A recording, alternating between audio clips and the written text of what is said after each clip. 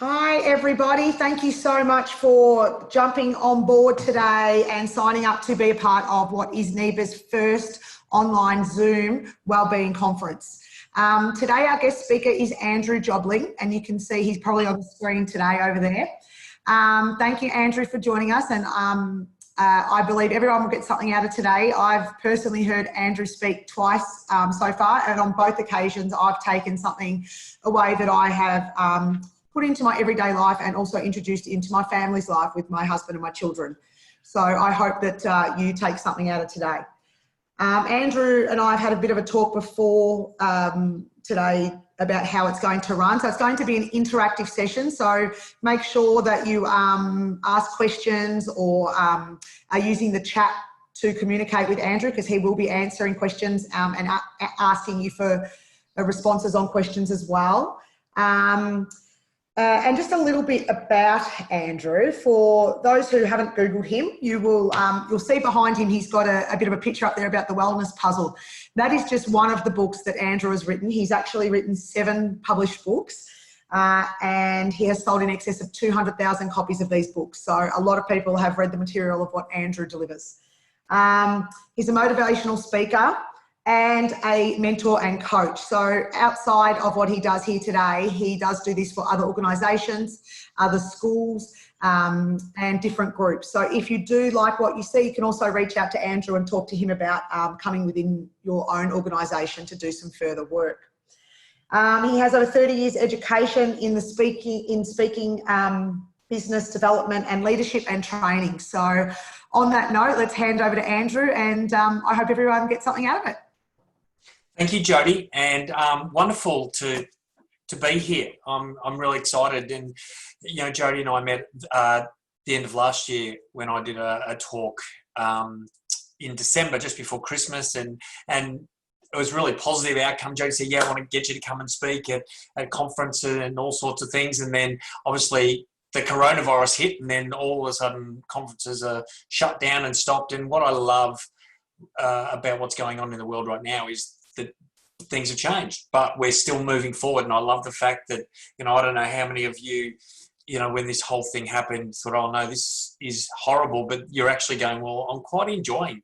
I don't know how many of you, you know, enjoy being at home or enjoying this change, but it sort of forced us to work differently. It's forced us to work maybe a little bit smarter. So I actually see it as a real positive, and it allows us, you know, at the moment we've got 175 people. I wish I was in front of you. I really do. There's something that really exhilarates me about standing in front of a room of people, but you know, I'm just glad that you've all invested some time to sit here over the next sort of 60 minutes, and my goal is to make sure that what I deliver is of value to you, that it keeps you interested. My goal is to finish talking before you finish listening, but also that you walk away with something that's really, really positive. So as Jody said, this is going to be quite interactive. I'm going to do this in 5 parts.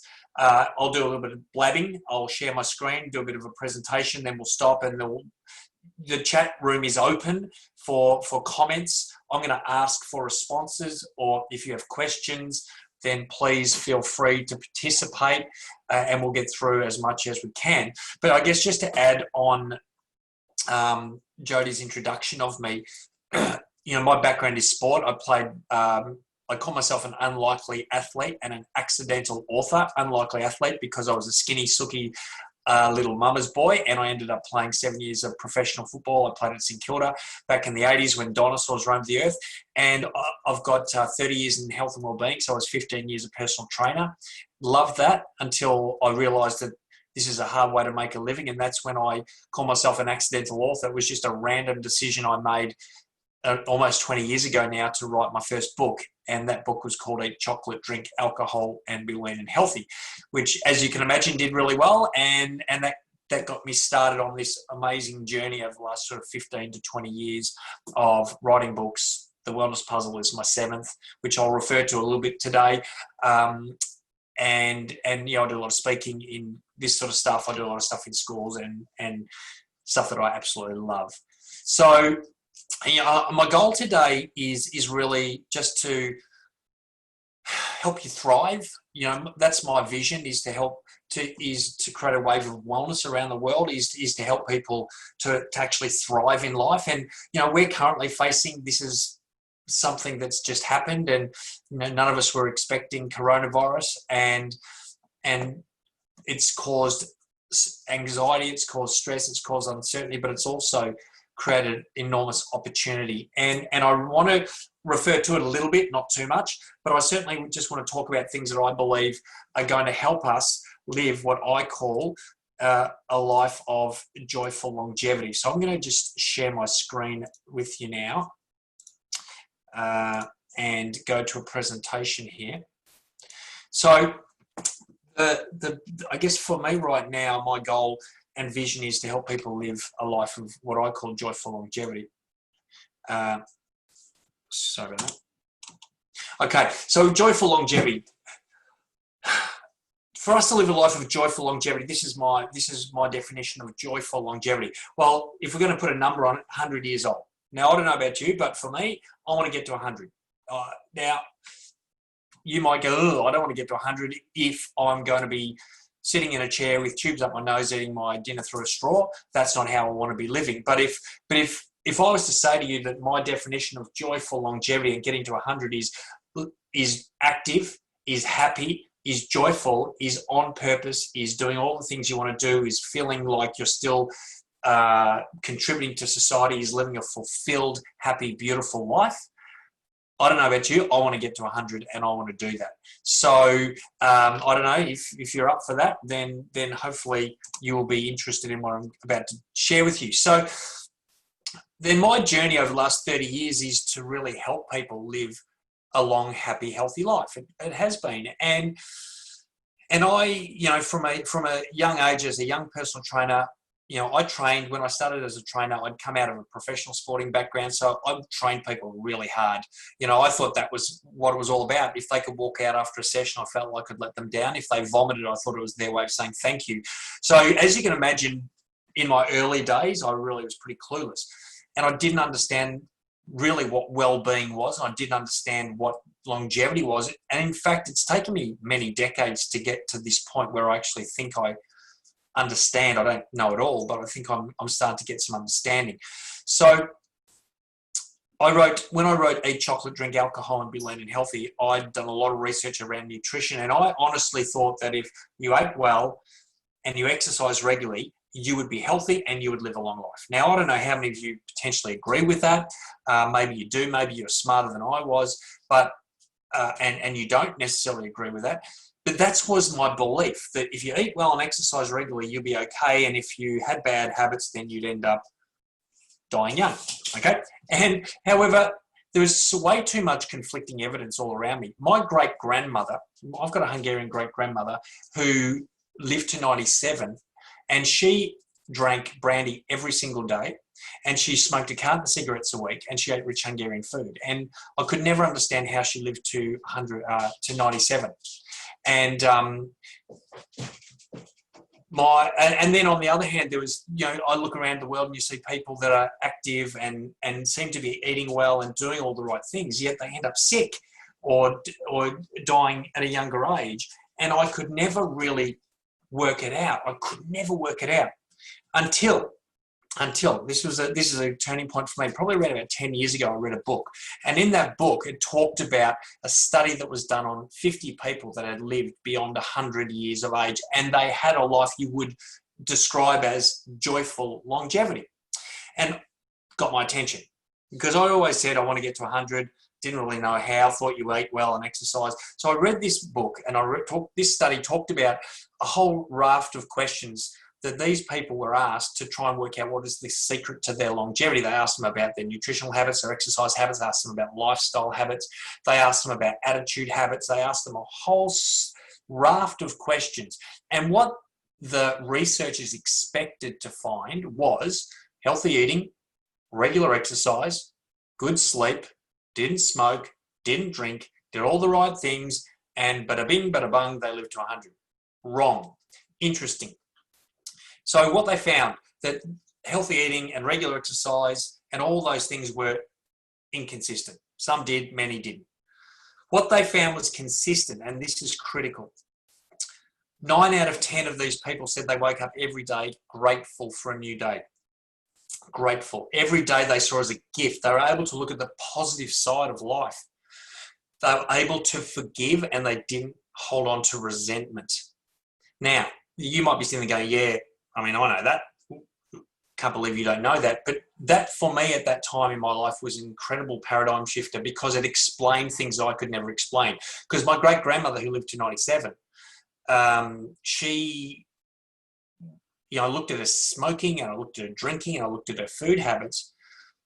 It didn't make sense. But when I remember her, she was always happy. She was always in a good mood. She was always generous. She was always grateful. So that, to me, was the key. So I think if I'm going to give you, right from the very beginning, sorry, this is my dog who likes to try and dig a hole in through the floorboard. So if you hear scratching, that's what it is. Stop. Sorry about that. I warned you guys that this could happen, didn't I? So she was always grateful. So the one thing, if I could just say, one thing to really focus on is focus on when you wake up in the morning, what is it you love the most? What is it have you got to be grateful for? There's something incredibly powerful about positive emotion, and I'm going to talk and I'm going to dig into that in a second. Now, the second example of this was when I was in the US in 2019, last year in September, and I was speaking about this very topic to a group of carers at a hospice. And one of the carers put his hand up and said, and he explained how he'd been working with a lady. This lady, in fact, had lived to 113 years old.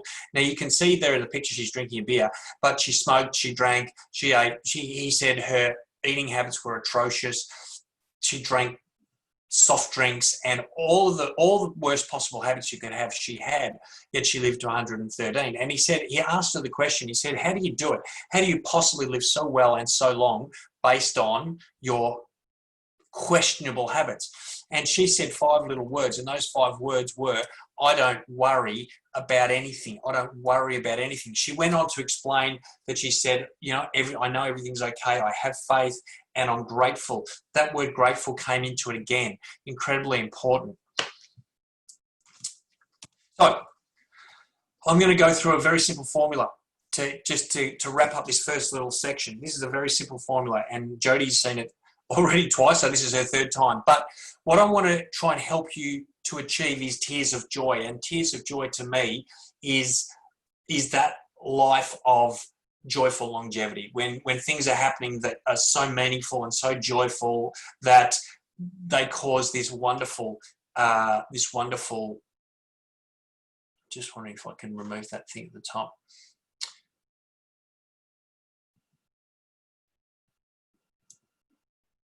Okay, so success, if we think about success, I want you just to stop and reflect on for you what is most important. What do you love the most? What is success for you? What does it look like? Is it a career success? Is it family? Is it a beautiful family life? Is it you feeling and looking the way you want to look and feel? Is it giving, or is it sharing? What is it for you that would represent success? Okay, so TEARS obviously is an acronym, and I'm going to work backwards through this acronym. For success, for you to achieve any sort of success in your life, there has to be a routine. Every result you experience, every result you're currently experiencing in your life right now, good, bad, happy, sad, healthy, or unhealthy, is the end result of the routines that you have created, or the habits which you've developed. Okay, so if you are lean and healthy, you've probably created habits of exercising, healthy eating. If you've got strong relationships, you've created the habit of sharing and complimenting and making people feel good. If you're in a good financial position, you've created the habit of saving or investing. You've created the right habits. Now, every habit must start with an action. So you can't just wake up one morning and have the habit you want. Oh, don't we wish we could? Don't we wish we could wake up one morning and have the habit of exercise, or have the habit of eating breakfast, or have the habit of gratitude? But it has to be a deliberate decision to take action. And I'm going to encourage you all to take action on something and start today. And that's how we end this little session, is you hopefully saying, yeah, I'm going to take action on something that I'm going to turn into a routine that's going to lead me predictably towards success. Now, this is the key component, emotion. We only act on emotion. We can justify it with logic. We can back it up with logic, but we act on emotion. When you feel good, when you feel positive, inspired, empowered, you'll take action to do something positive, right? If I feel good, I'll go for a run. If I feel angry, I might snap at someone or say something that I'd probably regret.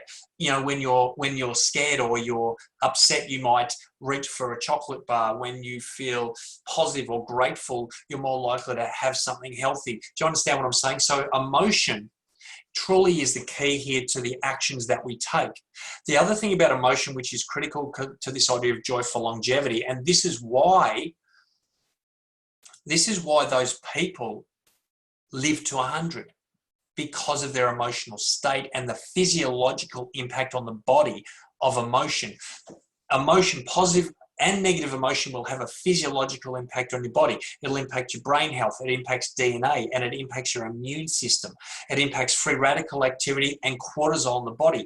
All of these things will either enhance your health or they'll destroy your health. So when you're negative, angry, fearful, anxious, resentful, what's happening in your body is your immune system shuts down, your brain is impacted, your DNA is damaged, there's too much cortisol and free radical activity in your body. That's the stuff that starts causing sickness, and that's the stuff that leads us into the choices that turn into the routines that lead us down a path, and we get there and go, how did I get here? Well, that's how you got there. Positive emotion strengthens immune system, strengthens DNA, strengthens your brain health, reduces cortisol and free radical activity in the body, and helps keep us healthy, making better choices, creating better habits, leading us predictably to success. Now, where does it all start? Because we often think, well, I can't control my emotion. Well, actually, you're in control of what you focus on, what you focus your thoughts on. Right now, there's emotion happening, and fear is normal, anxiety is normal, and it's not bad. What's bad is staying there. So when you feel an emotion, when you detect that negative emotion, what you've got to do is create this awareness around it and look and think about what thought, belief, or perspective am I focusing on?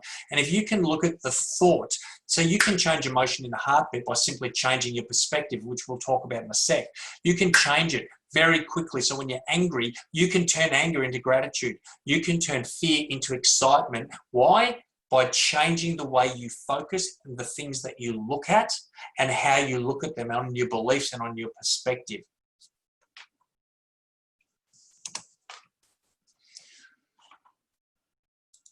Okay. So this is our first little break. Now, I've gone through that quite quickly, and I understand this. Well, you might be sitting there, your head spinning, this guy talks really fast. But the bottom line is this: our emotional state is the thing that's going to lead us to joyful longevity. Positive emotion will take us, help us create great habits and lead us to joyful longevity and keep positive things happening in our body. Negative emotions is going to destroy and lead us down a path that we don't want to go. So the key here then is, how do we keep and stay in a state of positive emotion? And I'm going to ask a question of all of you now, and I would love to ask for all of you right now in the chat room. Write one thing you're grateful for right now in this time. When there's challenges happening, when maybe, and I know some of you are working overtime at the moment because that's the industry you're in. Some of you may have lost some income. I've lost some income. What are you grateful for? What is it that you go, yes, this is not working, but I'm so grateful, and I'm seeing things flooding through right now, and you're probably seeing them too. So, employment, pets, daughter, family, good health, have a job, having an income. Income obviously is a big one for a lot of you, which is wonderful. Health, still being alive is a good thing. Thanks, Robert. That's good. I'm glad you're still alive, mate. Not being in Victoria. Who said that? Right, you're in trouble. I missed that. It's gone up too quickly. Thank you, Jess. I appreciate that. Having brekkie with daughter every day. Wow. Now, let me just stop you there. That is incredibly powerful, to be having breakfast with your daughter, because what's going to happen as a result of that relationship? That's incredible.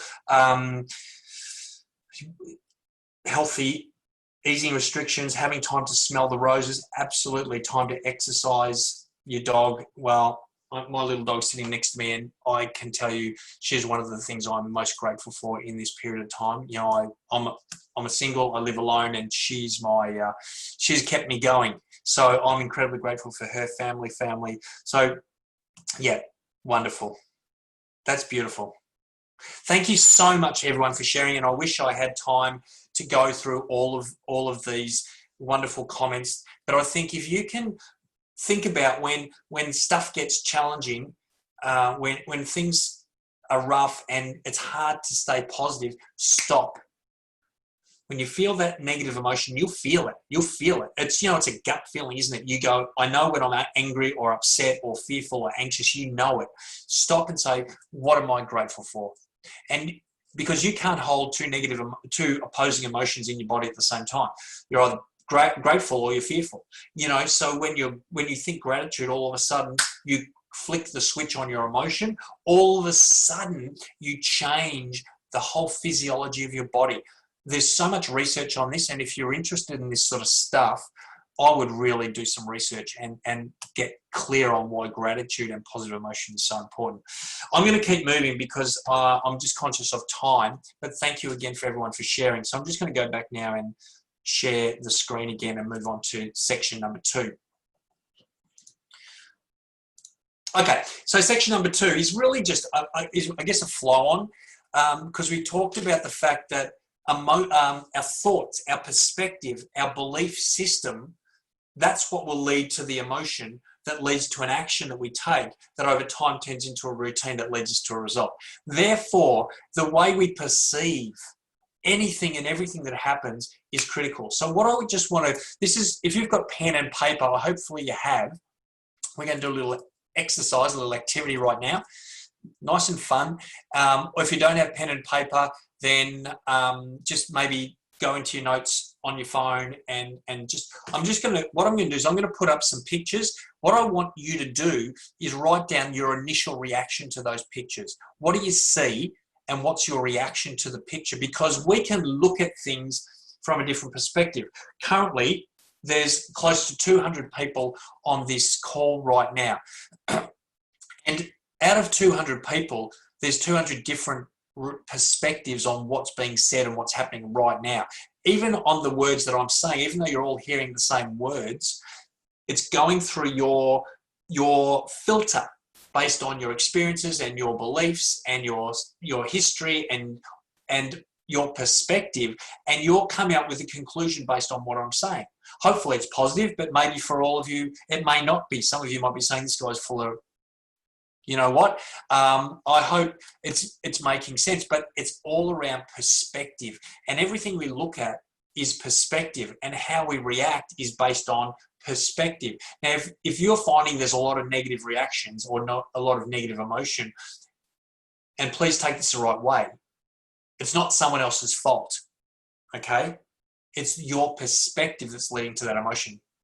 Hopefully I haven't offended anyone, because I used to blame other people for my anger, and I come to realize that my anger is my responsibility, and because of my perspective, my thought. So I'm going to put some pictures up, and all I want you to do very quickly is write down, what do you see? Okay, so here's the first one. This is an easy one. This is a warm-up. Okay, what do you see? Just write down, what do you see?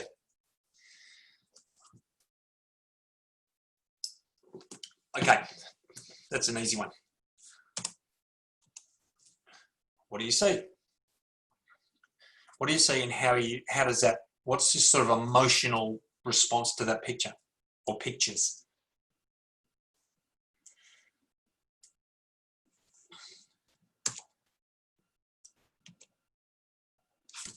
What do you see?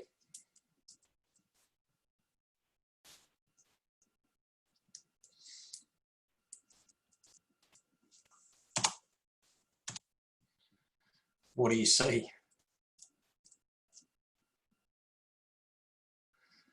Okay, so let's have a look at them. Now, the first one, as I said, this is a warm-up just to get your brain working this morning or this afternoon.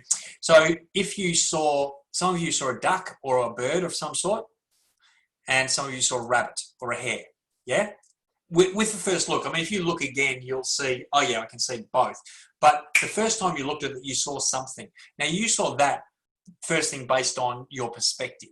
Now, it's not right, it's not wrong, it doesn't matter. There's no psychological analysis here. If you saw the duck first, you're okay. If you saw the rabbit first, you're okay. So I just want you to know you're normal. You don't have to worry. There's no, I'm not going, oh, the people that saw the rabbit, they've got issues. No, not at all. This is just a simple exercise in perspective. Now, but what about this one? Now, if you look at that and you feel anxiety or anger because of maybe a nagging partner or relationship stress, that can cause, that can cause anger, or it can cause this anxiety based on how you're looking at it. But what if you look again and you thought, okay, well, I hate the fact that my partner nags me. And if you haven't been nagged at, well, then you haven't been in a relationship. And it may not be a partner. It could be a parent. It could be a boss. It could be a business partner. It could be a teacher. It could be a friend. Someone's nagging. What about this for perspective? If they didn't care about you, they wouldn't say anything.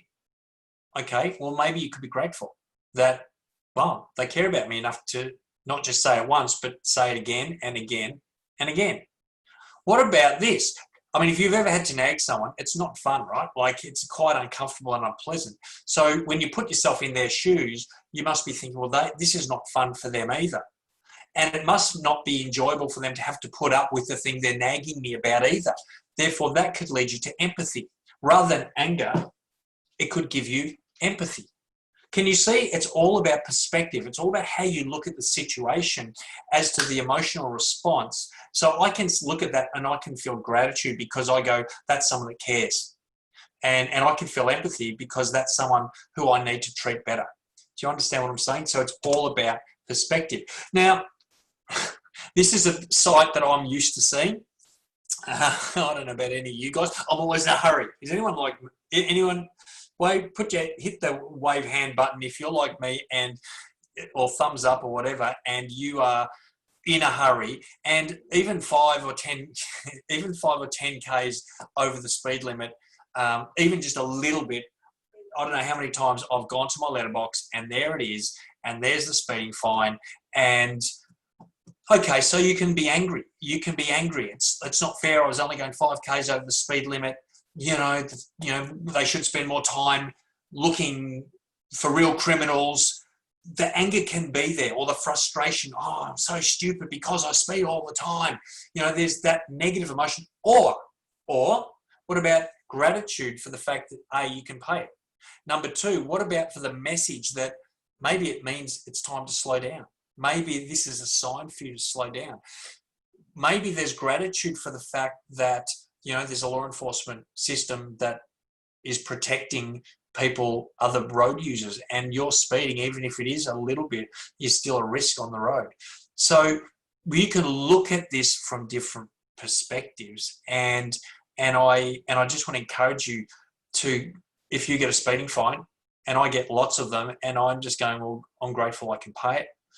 I need to slow down. And that's the message for me is I definitely need to slow down. And guess what coronavirus has done for all of us? Well, a lot of us, maybe you guys, but for me, I've been able to slow down. So what about this?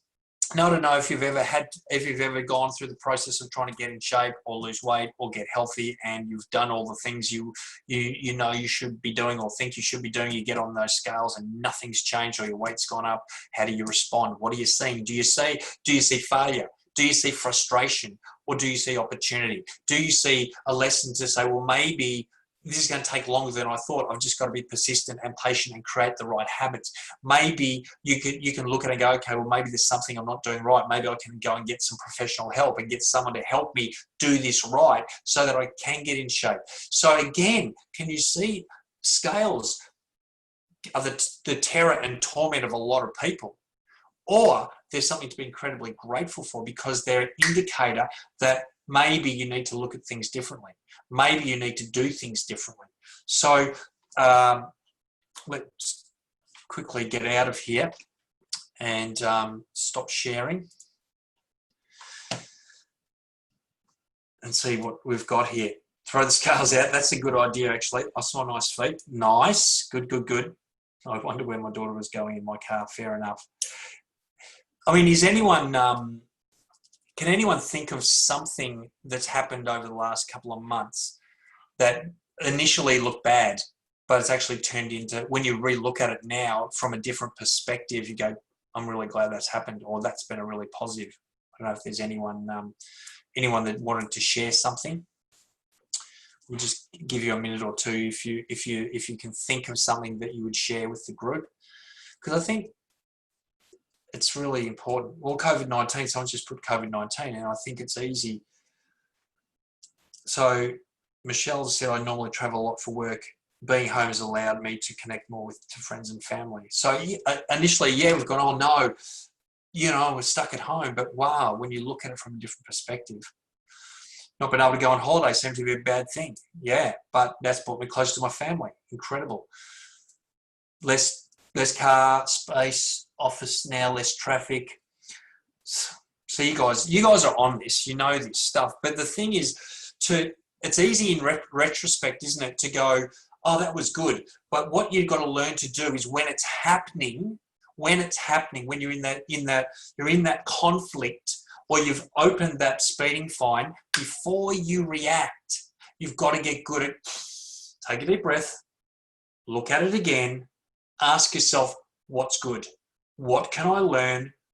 What's the opportunity? And if you can get good at not going through the weeks and months of angst before you go, oh, that was actually pretty good. But if you can get good at going on that moment, in that moment when something looked really horrible and the stress and the cortisol and the negative emotions are surging through your body, if you can nip it in the bud as soon as it happens, go, okay, let's look at it from a different perspective. That's one of the most important strategies and processes to help you live a life of joyful longevity. Respond, not react. No purchasing petrol for 7 weeks. And you know what? I just put petrol in my car yesterday for the first time in I think 2 months, and it was $27 to fill up my car. And I thought this is pretty cool. Anyway, we've got to keep moving. I'm just again conscious of time, so let's go back to our next little stage. Okay, so part 3. I want to now just share very quickly, and this will be a real quick one because you know all this stuff, right? You know, is how right now, I just think what an incredible time, and a lot of you are realizing this, is to build and strengthen and fortify your immune system so that not only is COVID no issue or no risk, but you're healthy beyond this. This is not about, oh, I just got to get through now. No, this is about setting yourself up and creating habits and routines that will keep you strong, healthy, happy, way beyond 100. Joyful longevity, dancing at 100 years old, doing all those wonderful things. And you can do all this stuff starting now. I'm going to go through 7 very, very, very simple things very quickly. Okay, if you want more information about this stuff, I'm available, okay, but I'm going through this quite quickly. Number 1, we've spoken about this at length already. Laughter and gratitude. Wow, strengthens your laughter will strengthen your immune system. Gratitude, positive emotion, strengthens your immune system every day. Create a habit of laughter. Laugh with your family, laugh with your colleagues. Just be grateful every single day. Number 2, this stuff, you know it. So the question is not about what do you know. The question is about, okay, what will actually get you to start eating more fruits and more vegetables and include every one of the 5 colours. There's 5 colour groups in fruit and vegetables, and you can see them on the screen. The one little task I would say, here's a little challenge. Every single day, make sure you eat a food out of each one of those colour groups. The purples can often be the hardest, but blueberries, my gosh, I love blueberries and yum. Well, I'll ask a question in a sec for chat room for favourite, so you can start thinking about this. What are your favourite fruits and vegetables? But all the different colours have all the different nutrients and all the different phytonutrients and all the different vitamins and minerals to strengthen your immune system. Number 3, look after your gut. 70% of your immune system is in your gut. 70%. Your gut is where disease starts and disease is prevented. In your gut, look after it. Stress, fast food, processed food, medication are things that are going to kill healthy gut bacteria. Healthy foods, fruits and vegetables, omega-3s, and a good quality probiotic is going to strengthen and enhance your gut. Number 4, add a quality natural supplement, multivitamin, omega-3, some probiotic, things that will give your body that stuff that maybe it's not getting because a lot of the foods we're eating are nutritionally deficient. Source out a high quality, natural, organic, plant-based supplement. Okay, don't go and buy cheapy cheapies, okay, because that's synthetic. Find a natural product. Number 5, reduce toxicity, because there's a lot of toxins and we're spending a lot of time in our home right now, so that the quality of the air may be a little bit toxic. Again, no offense, please don't take any offense, but if you think about what's in your home, if you've got pets and you're doing a lot of cooking and there's a lot of activity, there's a lot of dust, some way of purifying your air in your home. Buy plants, get salt lamps, get an air purifier, get it working. Simple. Purify your water, because there's so much toxicity in our water. The 2 simplest things you can do, and the 2 things that will have the greatest impact on your immune system, are purify your air. You breathe 24/7. Purify your water. Water and air are the 2 most, the nutrients we need the most for survival. We don't think about them like that, but water and air are critical. You want to really consider starting to purify and make sure that's clear and clean and wonderful. Resistance exercise is important. Obviously, exercise is important, but resistance training. So if you're not doing any, start doing some yoga classes, start doing some stretching, start doing some push-ups and sit-ups and squats. You can do it at home, do it with the family. You can go to a playground if they're open or when they're open. There's so many things you can do to strengthen your muscles, that's building and strengthening your immune system. And the last one is quality sleep. Now, my guess is this: if you can get 1 to 6 right, you won't have any problem with number 7. Sleep. If sleep's an issue, if it's because of respiratory issues, purifying your air is going to make a difference. If it's because of stress, then laughter, gratitude, and positive emotion is going to help. If it's any other reason, all of the things I've already spoken about is going to have a massive impact on your quality of your sleep. We're all going well? So, what's your favourite fruit or vegetable? Just throw it in the chat section. Let's see what we're eating. Let's see what we love. Cukes, yeah, I love cukes. Bananas, mangoes, pumpkin, snow peas, pineapple, and broccoli are not in the same plate, I don't hope. Oranges, mushrooms, mandarins, bananas, green veg, avocado. Oh, yum, yum, yum, yum.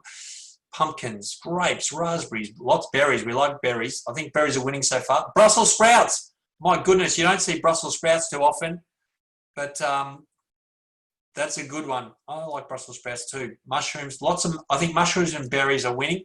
There's another Brussels sprouts. Cabbage, capsicum, yum, they're also good. Yeah, they are too. Green smoothie, yeah, absolutely, Simon. What is a black radish? Who said black radish? What is a black radish? The black radish person, can you just explain?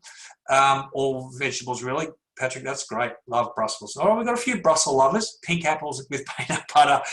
All right, again, thank you all for sharing. That's wonderful. Okay, we'll keep moving. Everyone doing okay? You're doing great. I'm really appreciating and valuing your interaction here.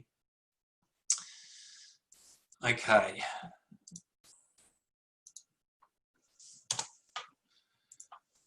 Okay, part 4. Now, I'm talking about right now is the right time to start things. Whether you're, whatever's happening right now for you, I'm going to throw a few things at you, and I just want you to consider and explain why now I believe is a great time to get into action, to do things. Before life gets back to normal, I think now's a great time to look after you. And I think, number one, and I know a lot of people are doing that, they're spending more time, they're slowing down, they're doing yoga, meditating maybe. I think now more than ever is a wonderful time to focus on maybe self-learning. Now's a great time to listen to podcasts or jump on these webinars. And so again, I really appreciate all of you for what you're doing, because you're investing in you, and now's the perfect time to do it. Now's the perfect time to focus on what's most important. I said this right at the very beginning. Focus every day on what you love, who you love, what do you love the most. Now's the time to make that a priority in your life. Now's the time to believe in you.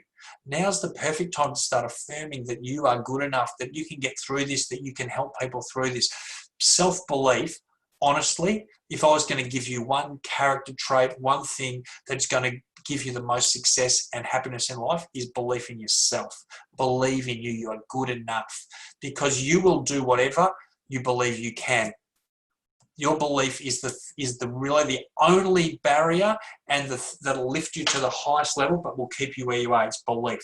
If you think you can, or you think you can't, either way, you're right. So believe you can. Obviously, we've spoken a lot about family. Now's the time. If you haven't already done it, and I'm sure you have, now's the time to focus and spend on family. Now, wow, this is a goodie.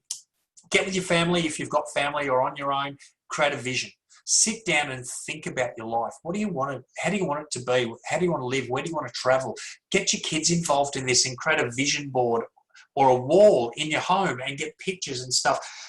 What a beautiful way to spend time as a family, but start to craft the life you want to live and how you want to live it and what do you want to do and where do you want to live and what are the things you want to do and how do you want to help people. Create a vision. It's such an exciting thing, and now's a perfect time to do it. We've already spoken about well-being. Now is the time to get your immune system strong and focus on your well-being. Now's the time to connect with people, you know, that maybe you haven't connected with for a while. Now's the time to make connections with people around Australia, around the world. I'm doing so many things right now. I've got things happening around the world right now that would never have happened before, because I was always in the mindset that I have to be there to present. I don't have to be there. I can be sitting here in my office wearing my fluffy socks and not my pajama pants, and my tracksuit pants. Some of you are probably wearing your PJs, but I can connect with people anywhere, and I'm meeting some incredible people. Now is a great time to give help, give support, give love, give encouragement to someone. You don't have to give money, but just give of yourself. You know, give something to help someone who's suffering right now. What a wonderful time to do it. I'm going to encourage anyone that's sitting there with a book in them, and if you are, reach out to me. If you've thought about writing a book, or you're considering writing a book, or you'd like to write a book but you're not sure, reach out. Please reach out to me, because now's the time to get that book going. And I know lots of people that have started in that process, because now's the time to start writing. Now's the time to learn. We spoke about this. Now's the time to learn new things, and most of you maybe have learned more about technology in the last couple of months than you have in many, many years before. No, I have, that's for sure. Now's a great time to create, get creative, get into your art, your music, your performing, your singing, get creative with websites, or get creative. Now's the time to do it. Now's definitely the time to slow down. I know if you do everything I've just mentioned, you won't be slowing down, you'll be speeding up, but now's obviously a time just to stop, breathe, smell the roses, look around, be grateful for what you've got. Now's definitely, and it's always the time for laughter. And now's not a bad time to think about diversification, particularly because, you know, maybe you haven't been impacted financially, but lots of people have. And I think what this time for me has certainly slapped me and said, mate, you need to make sure you've got multiple things that you can rely on for your income. You're not just relying on one thing that can disappear in a heartbeat. So I think now is a wonderful time to think about, look at diversifying, investing, different things that are possible. Okay. Now I'm going to ask you all to do this. I'm going to ask you all to pick up your phone, and I'm going to ask you to send a message to someone. Not someone that's not in your house. Well, actually, it could be someone in your home. Send a message to someone right now. Tell them that you love them. Tell them that you're grateful for them. Tell them that you're thinking about them. Encourage them. Tell them that you're here for them. Just send one nice, loving, encouraging message to someone. Once you've done it, just in the chat section, tell me how you feel. Once you hit send on that, how does it feel once you've sent it? Thanks, Michelle. It does feel awesome.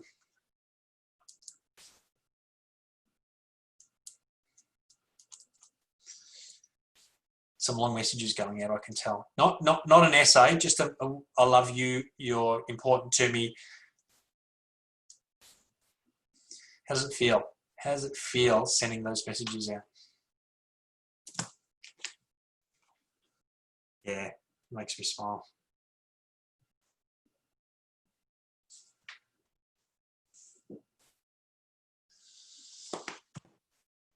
Yep. Wonderful. Yeah, thanks, Leanna. Feels great. Feel lucky. Great knowing the recipient will also be feeling good receiving it, and that's true. It's interesting about giving. That's, you know, we think that the person receiving is actually getting the most joy.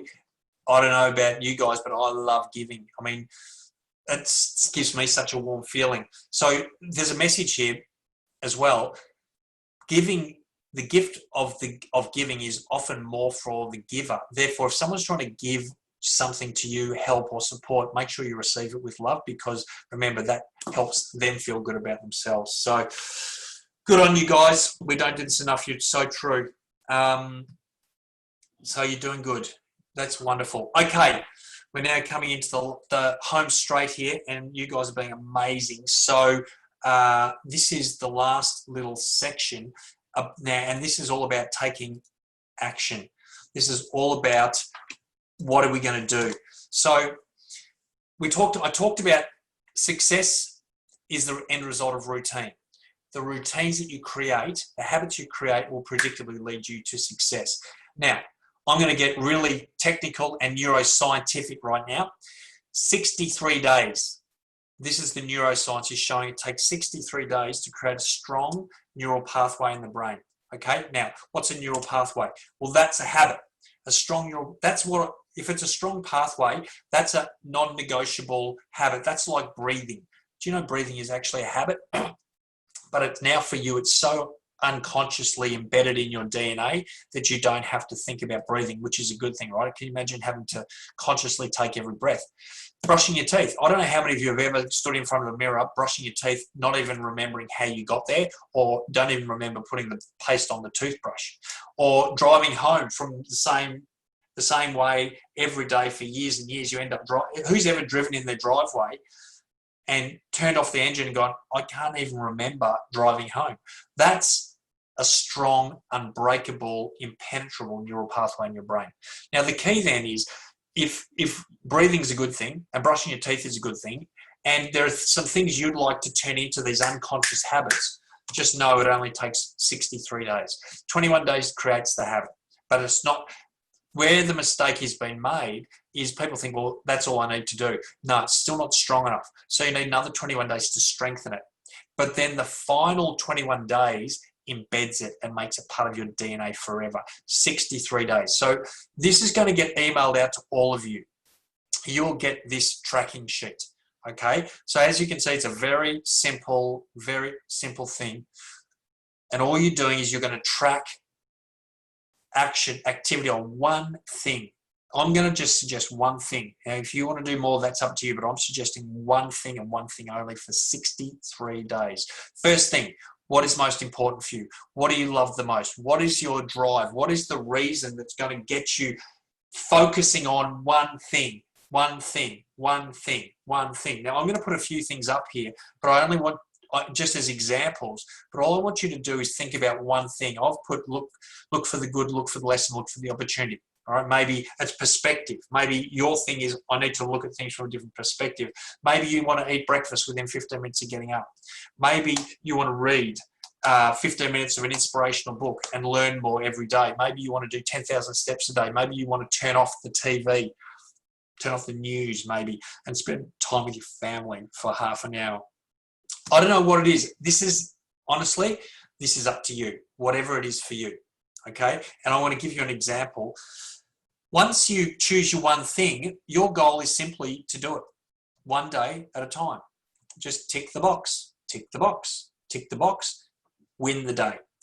That's all you need to worry about. Don't worry about 63 days. Don't worry about 42 days. Don't even worry about 21 days. Don't worry about a week. Worry about today. Win the day, tick the box. You're a winner. your achievement of your goal is not when you get there. The achievement of your goal is every single day that you take that step forward. I want to give you one very quick example before I finish here. I was doing this 63-day challenge with an organization at the end of 2019. And at the end of it, we sat down in a room and everyone had finished and we were just having a conversation. Now, there's lots of amazing stories, which I don't have time to go into. But one story was one lady who made a decision to eat a healthy breakfast every day. She wasn't eating breakfast every day. And I asked her, so how did you go? And she said, I did it every day for 63 days. I said, wonderful. Then I asked her, how did that make you feel? Tell me, what are the benefits? She said, well, I feel better. And I thought, well, okay, well, I expected that. She said, I've got my energy. I thought, great. I expected that. She said, I've dropped 2 dress sizes. I thought, okay, well, that's impressive. 2 dress sizes simply because of this tiny little insignificant habit. But now, I want you to listen carefully right now, because this is where it becomes meaningful. Not that losing 2 dress sizes is not meaningful, but she said within a few days of her eating breakfast at the breakfast table, her teenage son started to join her. Now, he would normally get up, grab it up and go out of the fridge, or not have breakfast at all and head out the door. All of a sudden, her teenage son, without her saying anything, started joining her for a healthy breakfast. A few days after that, her husband started joining them. So all of a sudden, because of this one tiny little seemingly insignificant decision that she decided to focus on, not only did she enhance her own health and well-being, that rippled out to her son, to her husband, and then how many people are going to be impacted by that choice over the next 10, 20 years? What about her son's kids and grandkids? What about her husband's work colleagues? What about her colleagues? What about her friends? Can you even begin to imagine the impact of one choice that you decide to focus on, the one thing that you choose to change as a result of today, and you focus for the next 63 days, what ripple effect is going to happen and whose lives are going to be impacted as a result of your thoughts, your words, your actions, and your habits. I've finished talking and I'm going to open this up to questions in a second, but if you want more information, if you want to talk to me about anything, there's my details on your screen right now, andrewjobling.com.au. You can get me through my website. I've just, in the last month, launched a podcast, so that goes out weekly. I've got blogs. Obviously, the Wellness Puzzle book is available, and I think it's a really good resource. I'm going to say that. I think it's a good resource and can help you. So if there's anything I can help you with, then please reach out. So, so Janine, The Wellness Puzzle is probably the best book. You asked me what book complements all this. I think The Wellness Puzzle is the book I would suggest for you, because it goes into, I talk about purpose and I talk about positive mindset and I talk about a lot of the stuff I've spoken about. I talk about nutrition and that talks about the 7 pieces of the puzzle. The 7 pieces are purpose, positive mindset, air, water, good food, faith, and movement. And so that, I would say, that would be the one to go. The podcast is called the Wellness Puzzle Podcast, and it's on all of the main podcast platforms. So it's on Apple, it's on Spotify. I've just published my latest one this morning. So thank you, Michelle. I really appreciate your comments. Good on you, Matt. Thanks, mate. So I'm going to part this. Jody, are you still there? You haven't fallen asleep? Anyone got any other questions? Any questions or any comments?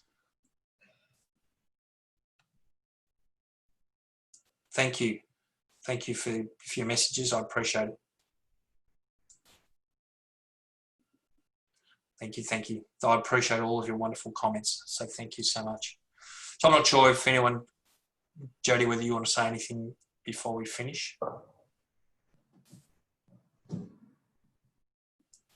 You're on, Jody. Oh, okay, good. Myself, so I'm not sure, but thank you, Andrew. I enjoyed that session again, and again, I've taken a few more pointers from hearing you for the third time speak. I was very happy to hear and see the chat room. It was constantly going. I was lucky to receive a few texts from some people. I was someone that they were thanking for being a part of their life. So thank you for those lovely messages. And it did feel good to send a few messages out myself whilst to some family members that I probably haven't told that I love lately. So this, I believe, from seeing everything that I'm seeing, has helped everybody in some way, shape or form. So again, thanks, Andrew. If anyone wants to buy the book, I have the book, and I've bought the book for 3 family members and we've all enjoyed it. So can highly recommend, if you want to continue on this journey with Andrew, to get that book and get reading. Wonderful. And yeah, thank you to I just want to quickly thank Maddie also and Fiorenza for helping organise today from NIBA, and in trusting that when I said Andrew will be a good speaker, that he was a good speaker today. So thank you, everybody. Thank you, everyone. I really appreciate it. And thanks, Maddie and Fiorenza. And yeah, have a wonderful day. Bye. See ya.